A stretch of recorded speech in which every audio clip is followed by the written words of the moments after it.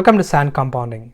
Behavioral economics and finance plays a very significant role in the decision making where human intelligence is involved.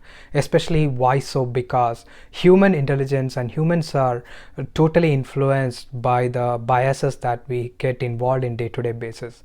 Lots and lots of research has been done in the field of behavioral economics and finance, and there are courses dedicated in leading universities for behavioral economics.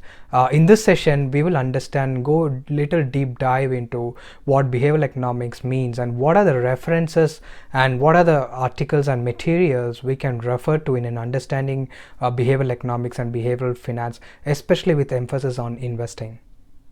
The next in behavioral psychology, in today's session, we are going to look at the contributions from the legendary investor Charlie Munger, who's also the co-chairman with Berkshire Hathaway. Charlie Munger has dedicated his entire life towards understanding human behavior and psychological biases. Than being a great investor and a voracious reader and his contributions towards Berkshire Hathaway, he has also contributed immensely and graciously to documenting the behavioral psychology, especially through this famous book, Poor Charlie's Almanac, which is a must-read book for anyone to lead great life, because it's got a lot of information on how to lead great life and with great discipline.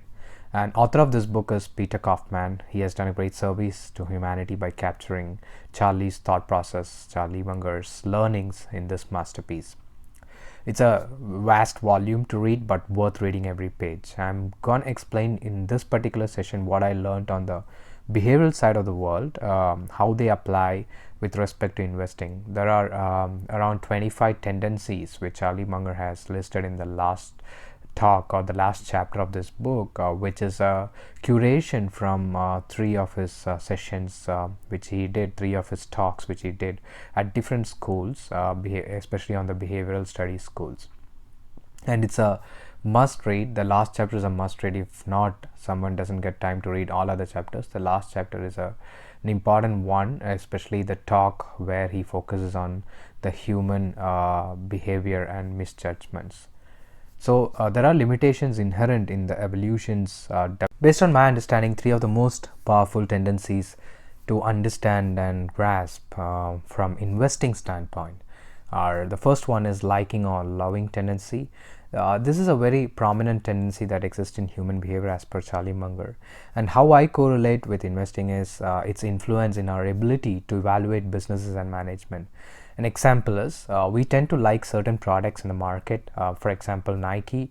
If we like the product, we have a tendency to overlook or over appreciate the company's management and valuation and many other things. So it doesn't mean that if the product is great in the market, it's a great investment always. It could be valued at very high, and the valuation might already reflect the it is already reflected in the price, and it might not be a good idea to enter at any price, right? So just because we like the products or we love the products, that tendency should not overrule us in terms of buying a stock at any price. So that is one of the example I can quote. The next one is doubt avoidance tendency. This is day-to-day prominent. I mean, it is there in human behavior every day in every aspects of our life. Human brain is programmed with a tendency to quickly remove doubt by reaching some decision very quickly. This doubt avoidance tendency harkens back to evolutionary days of humans when they see, for example, a tiger, to arrive at a quick decision to get rid of that situation. It could be a fear of flight. Now, in investing, there's the same scenario when we don't do the due diligence before buying a stock and commit huge amount of capital to one or two stocks without proper analysis or checklist. We don't tend to be rational in decision making in investing due to the same tendency.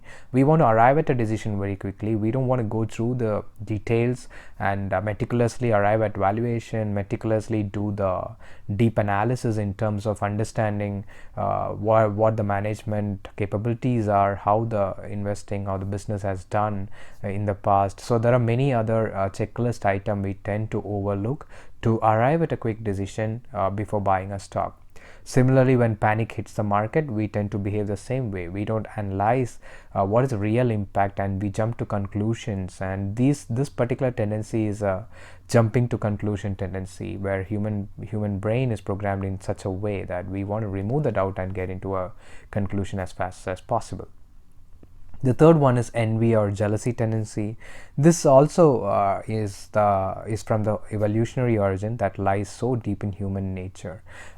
We all know these are one of the sins, and to avoid, especially in investing process, especially in financial markets, it's one of the main reasons why people lose capital trying to make money very fast by betting, gambling and trading in rage stocks or the bull market stocks or the trend stocks, whatever we want to call it as. So just because somebody else made money quickly, it doesn't mean that we need to. And that kind of envy and jealousy is something to be avoided in the investing process, because wealth creation through investing in equities is a slow process and it's a steady process. It has to be a steady process. It needs a lot of patience. It's not a quick win scenarios where one can get rich quickly. That's something to be avoided. So these are three tendencies I could correlate. I will be rereading this book again, and if I find more applications in investing, I will create another session to explain it with respect to in correlation with investing in equities. Hope this session was helpful. Thank you.